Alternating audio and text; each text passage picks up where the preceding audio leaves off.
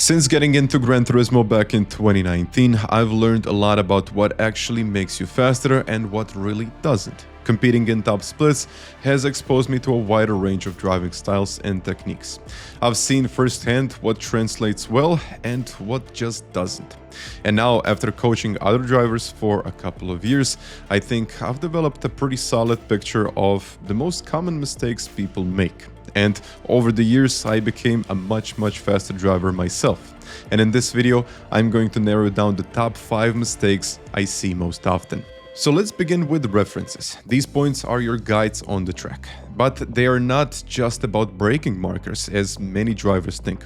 I use them for pretty much everything. Turning points, acceleration zones, even subtle steering corrections. They tell you where exactly you need to brake, turn, and get back onto the power. And my recommendation is to always go for stationary objects. Things like curbs, signs, or permanent track markings. Something that doesn't move when you drive.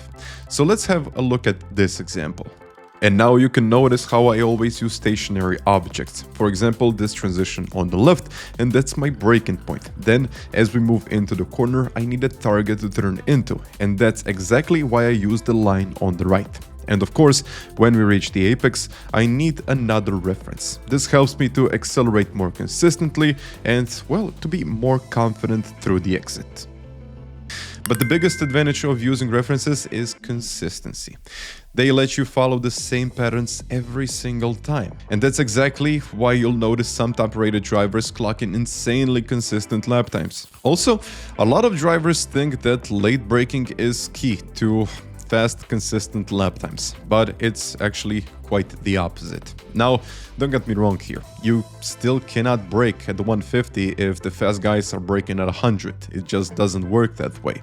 But here's the thing. Most players believe that braking later gives them a better shot at the corner, and that's just not true. It's way more effective for beginners to brake slightly earlier and keep the car under control. I see so many drivers overshooting corners so badly that it's nearly impossible to recover the car. Now, if we look at this example again, you will see that the driver is dealing with a significant amount of understeer. That alone compromises the car's ability to hold the ideal racing line through the corner. Understeer means that the front tires exceeded their grip limit. They're no longer responding effectively to steering inputs. As a result, the car begins to push wide, drifting away from the apex. But what really makes it even worse is the driver started accelerating in the middle of the turn. That's one additional mistake, especially when you're already on the edge of front-end grip. Applying the power in that phase shifts the weight to the rear, unloading the front tires even more. That loss means even less front grip, so the understeer gets even worse. Once that initial grip is gone, it's incredibly hard, if not impossible, to recover it in the middle of the corner. At that point, the tires are well past their slip angle, and you're just fighting reduced traction to save it, but the damage is already done. You lose the exit speed completely, and that's why it's so important to reduce the speed in the middle of the corner and focus on the exit, not the entry. Also, to give you some context here on where exactly I am in the rankings and why this is still so valuable to me. This graph shows the full distribution of everyone who's ever entered a GT7 online mode. Most drivers sit around B rating, but if you zoom in, I would say way in, you'll find me in the top 0.08%, not just the top 1%. And I still use these same basic principles, and I think you should try as well. And also, I can guarantee you that most of the players in the middle of the graph brake too late and have inconsistent lines, which of course leads us to our next point, and that is the racing lines. I know racing lines are just lines on the track, but there is so much more to it. I watched countless replays where drivers weren't using the optimal line, and they would always repeat the same thing. I'm using the same line as you, but I'm still 2 seconds slower. How is that even possible? And my answer is always the same. You're not using the same line as I am. Because when I analyze their laps, I start to see the small things like not using the full width of the track or missing out the track space altogether. So Gran Turismo actually has a pretty lenient track limit system, and you can really use the track limits. But let's begin with a simple mistake, something that is visible even, I believe, without looking at telemetry. Here, I wanted to highlight one of the most common mistakes I see: bad positioning, and of course not using the full width of the track. The driver on the left, because of bad positioning, cannot get the optimal racing line, and the result, he's also missing on a lot of speed on the exit out of the corner. If you're leaving space around the track, especially on corner entry, you're already giving up on a ton of time, and the lap hasn't even started yet. That's why my biggest recommendation is watch the fastest drivers in the world and try to replicate their lines. You'll see a massive improvement in your lap times, and to help with that, I built a space where I break down all of these common mistakes and I go in depth on everything you need to know about Gran Turismo and how to get faster.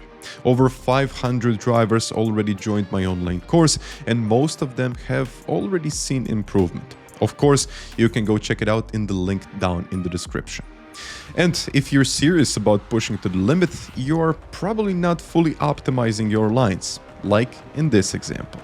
Now, this is already a very fast lap, and it's incredibly tough to find any extra time. But watch closely. The driver on the right takes a slightly wider line coming out of turn 1, and that ends up compromising his entry into the next corner. It might look marginal, but the difference is real, even though it's not even noticeable. Now, looking at this example, you can see exactly how easy it is to lose time, sometimes a second or more, just from little mistakes that build over a lap. Think about it. If you're losing just a tenth or maybe even less than a tenth per corner and the track has 15 corners, that's already 1.5 seconds lost. And that's huge, especially on this level. Even losing just 50 thousandths of a second per corner really builds up fast. And I've seen plenty of drivers who lose 2 tenths per corner, maybe even more, just from not using the full width of the track. And that's why I always keep on saying, use every single bit of track that's available. That's how you start closing up the gap.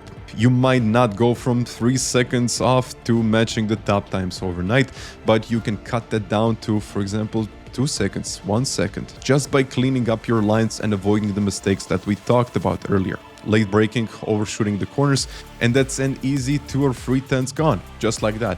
And don't forget, braking consistently is key. It's easy to misjudge your braking points if you're not in full control of your inputs, and that's why it is so important to understand how your brakes and the throttle pedal actually works. Now, understanding your pedals or your inputs in general applies to everyone. Whether you're using wheel and pedals or just using a controller, you need to understand what your setup is actually capable of. That said, I usually focus more on drivers that are using a wheel, mainly because it's easier to fine-tune your inputs and give you some kind of feedback. But let's be honest, I've seen plenty of incredibly fast pad players, and they've gotten there by applying the same core principles. Here's a small technique I use myself when I'm chasing a record or just when I'm adjusting my settings. I break down my braking and throttle into zones, 25, 50 and 75%.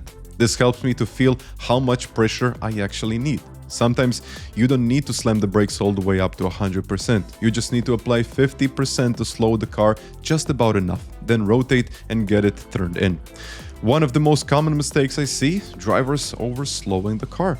They brake harder than necessary, losing momentum, and it makes it impossible to carry the speed through the racing line. And once it happens, even the perfect racing line won't help, because the car just doesn't have the speed to make it work. That's why I always suggest learning your own wheel and pedals. Figure out how much steering inputs you need, figure out how much braking you actually need. Also, one big issue with beginners is turning the wheel too much, to the point where the car just simply cannot hold this kind of pressure under braking. For example, if you're braking in the straight line and start to turn in aggressively, it just won't work. You're just overloading the front tires and you will end up with a lot of understeer. That's because you're breaking the friction circle, and if you've ever heard about that, you will know what it means. It's one of the most critical concepts in racing, and getting it wrong leads to a lot of time lost on the track. So at this stage, don't really stress yourself too much about trail braking or any kind of advanced techniques. Just focus on mastering the basics. For example, like the proper pedal pressure, steering inputs, and using the full width of the track. And if you want to go deeper into braking specifically, check out my next video. It's fully dedicated to braking techniques and how to make it actually work for you. I really hope that you enjoyed in this video, and of course, you can let me know what is your biggest struggle in racing so far. And once again, I hope you found this video helpful, and I will see you in the next video. Bye.